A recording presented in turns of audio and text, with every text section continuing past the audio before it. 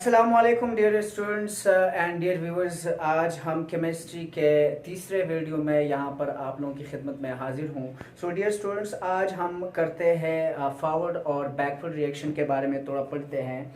ये हमारे पास टॉपिक पढ़ा था, तो हमने डायनामिक इक्विलिब्रियम पढ़ा था, केमिकल इक्विलिब्रियम के बारे में पढ़ा था। डायनामिक इक्विलिब्रियम के बारे में हमने ये पढ़ा था कि डायनामिक इक्विलिब्रियम तब एस्टेब्लिश हो जाता है जब फॉरवर्ड रिएक्शन का रेट और बैकवर्ड रिएक्शन का रेट सेम हो जाता है। केमिकल रिएक्शन का रेट जो होता है उसका मतलब होता है स्पीड ऑफ रिएक्शन, यानी रिएक्शन कितनी स्पीड से जा रहा होता है, यही मतलब होता है उसका। सो डियर स्टूडेंट्स, आज हम बात करेंगे फॉरवर्ड रिएक्शन के बारे में और बैकवर्ड रिएक्शन के बारे में कि ये क्या चीज़ें हैं। यानी हमने पिछले लेक्चर्स में इनकी बारे में बात की है, लेकिन एग्जैक्टली आप लोगों को मैं बता दूं कि क्या चीज़ें होती हैं यहाँ पर। तो यहाँ पर डिफिनीशंस भी लिखे हुए हैं। सबसे पहले हमारे पास है फॉरवर्ड रिएक्शन, यानी द कन्वर्जन ऑफ रिएक्टेंट्स, जो चीज़ें रिएक्ट करती है। मिसाल के तौर पर यहाँ पर हमारे पास दो केमिकल सब्सटेंसेस है, एक है नाइट्रोजन और एक है हाइड्रोजन। सो ये नाइट्रोजन और हाइड्रोजन जो है 3 मोल्स ऑफ हाइड्रोजन जो है, ये नंबर ऑफ मोल्स शो करता है यहाँ पर हमारे साथ ये मोल्स है। सो 3 मोल्स ऑफ हाइड्रोजन और यहाँ पर 1 मोल ऑफ नाइट्रोजन मिलते हैं और ये बनाते हैं 2 मोल ऑफ एमोनिया या NH3। सो ये कैसे होता है, यानी ये हमारे पास रिएक्टेंट्स होते हैं और वो जो है वो प्रोडक्ट्स हैं। तो हम फॉरवर्ड रिएक्शन को इस तरह डिफाइन करते हैं, ये हमारे पास फॉरवर्ड रिएक्शन होता है, यानी पर टाइम गुजरने के साथ ये फॉरवर्ड जाता है, इसलिए हम कहते हैं द कन्वर्जन ऑफ रिएक्टेंट्स। ये रिएक्टेंट्स है, इनकी कन्वर्जन टाइम के साथ साथ, यहाँ पर टाइम गुजर रहा है और ये क्या हो रहा है, ये चेंज हो रहे हैं यहाँ पर किस चीज़ में, प्रोडक्ट्स में चेंज हो रहे हैं। तो इसको हम कहते हैं forward reaction, the conversion of reactants into products per unit time, यानी यूनिट टाइम में, यानी टाइम के साथ साथ ये प्रोडक्ट्स में चेंज हो रहे हैं, तो इसको हम कहते हैं फॉरवर्ड रिएक्शन।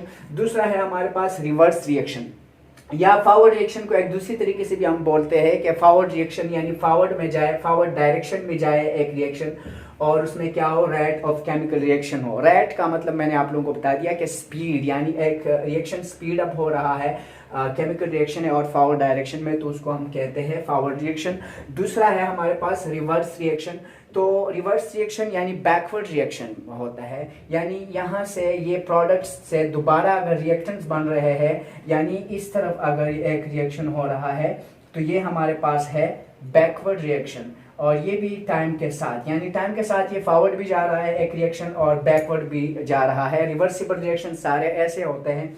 सो ये हम कह सकते हैं the conversion of products back into reactants, यानी इन प्रोडक्ट्स का बैक यानी वापस इन रिएक्टेंट्स में चेंज होना या इन कन्वर्ट होना, इसी को हम कहते हैं reverse reaction. So dear students, अभी हम ने ये पढ़ा कि ये एग्जांपल से आप लोगों को वाज़ेह हो जाएगा कि फॉरवर्ड रिएक्शन क्या होता है और बैकवर्ड रिएक्शन होता है क्या होता है। डियर स्टूडेंट्स, हम मैक्रोस्कोपिक कैरेक्टरिस्टिक्स अभी आप लोगों को बताएंगे कि फॉरवर्ड रिएक्शन और बैकवर्ड रिएक्शन के क्या क्या खसूसियात हो सकते हैं। सो सबसे पहले यानी ये 4 हम खसूसियात यहाँ पर बताएंगे। तो सबसे पहला खसूसियत जो है, रिएक्टेंट्स फॉर्म प्रोडक्ट्स, यानी फॉरवर्ड रिएक्शन का सबसे पहला खसूसियत ही होता है, ये रिएक्शन जो होता है ये फॉरवर्ड में होता है।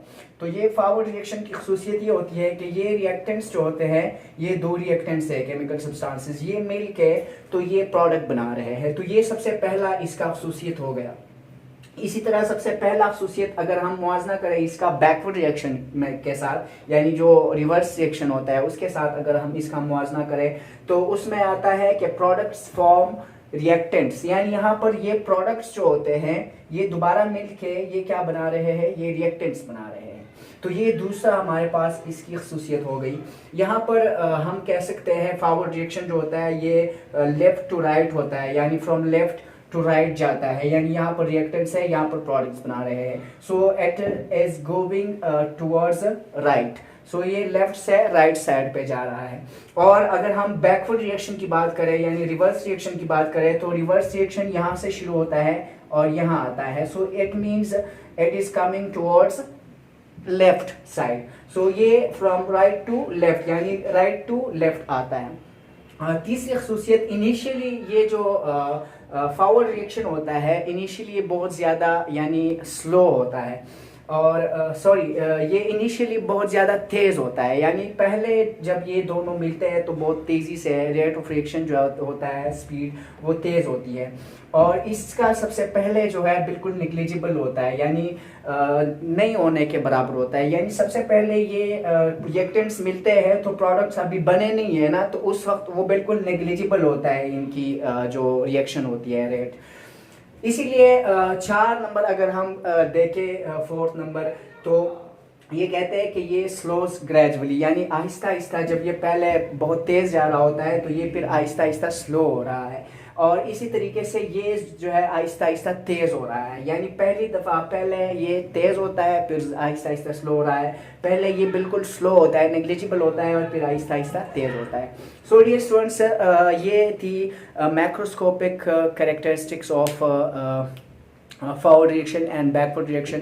मैं उम्मीद करता हूँ कि आप लोगों को ये वीडियो अच्छी लगी होंगी। फॉरवर्ड रिएक्शन बैकवर्ड रिएक्शन के कैरेक्टरिस्टिक्स और उनकी कॉन्सेप्ट आप लोगों को समझ आ गई होंगी इंशाल्लाह। सो डियर स्टूडेंट्स, इंशाल्लाह नेक्स्ट वीडियो में फिर आप लोगों से मुलाकात होगी, और मेरी एक गुजारिश है अगर आप लोग चैनल को सब्सक्राइब करेंगे। So thank you very much.